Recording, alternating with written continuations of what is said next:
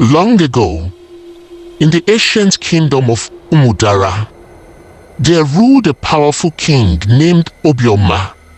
His kingdom was rich, peaceful, and respected by neighboring lands.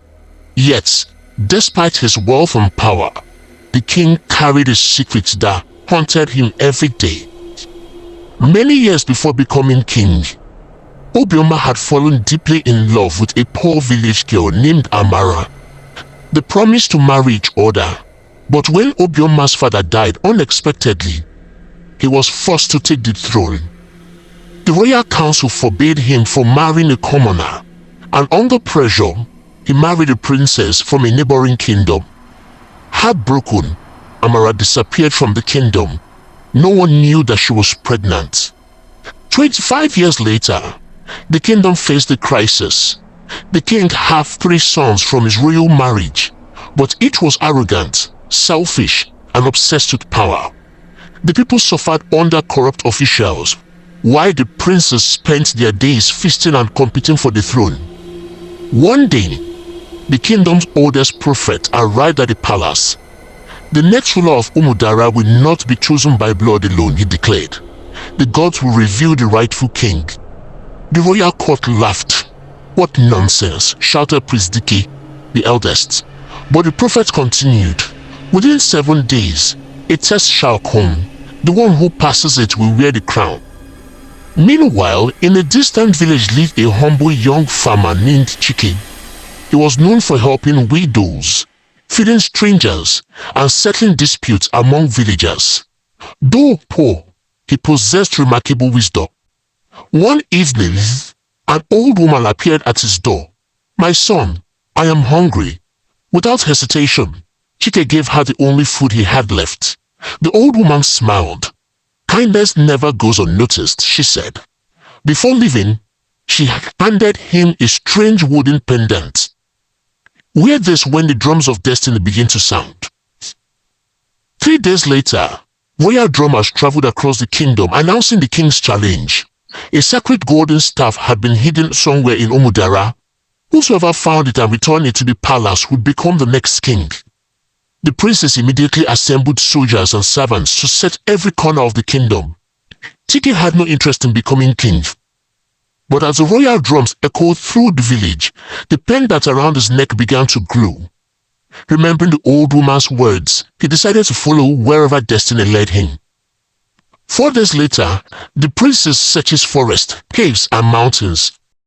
They bribed hunters and threatened villagers. Still they found nothing. One afternoon, while resting near a river, Chike noticed a child crying. The boy's goat had wandered into the forest. Although searching for the staff, Chike chose to help. Hours later, after finding the goat, he became lost in unfamiliar woods. As night approached, he discovered a hidden cave. Inside stood an ancient stone altar, and leaning against it was the sacred golden staff. Chike was stunned. The object everyone sought was before him. But as he reached for it, a voice echoed through the cave. Only a truthful heart may carry the staff. A bright light filled the chamber. The spirit guide then appeared.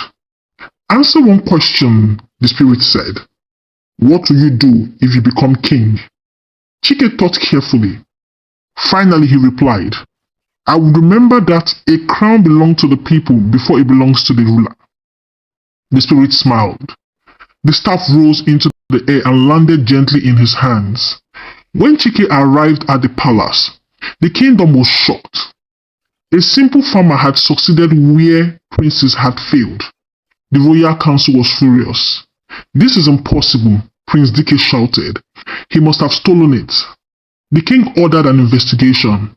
As the argument continued, the kingdom's oldest queen suddenly stared at Chike. Around his neck hung the glowing wooden pendant.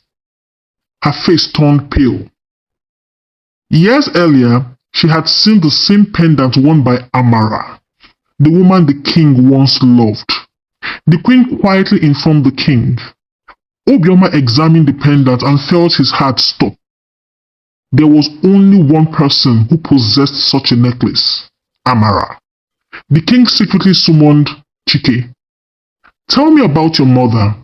Chike explained that he had been raised by a widow named Amara, who died several years earlier. Before her death, she revealed only one thing. His father was a great man who once loved her deeply. Tears filled the king's eyes. He realized the truth. The humble farmer standing before him was the firstborn son, his secret son. The next day, the royal court gathered. The king stood before the people. For 25 years I have hidden a painful truth. Gasps spread through the crowd as he revealed Chike's identity. The princes erupted in anger. This cannot be, they shouted. But the prophet stepped forward. The gods have already spoken. He pointed towards the golden staff.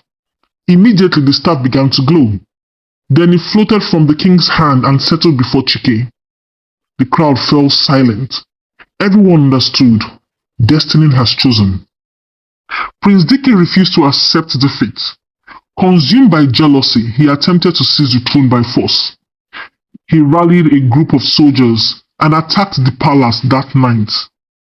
Civil war seemed inevitable, but Chike did something unexpected. Instead of ordering his brother's execution after the rebellion failed, he pleaded for mercy. A kingdom built on revenge cannot prosper. The people were amazed.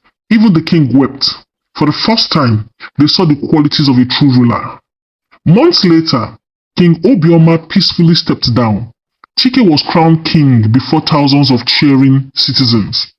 Under his leadership, corruption declined, farms flourished, and justice returned to the land.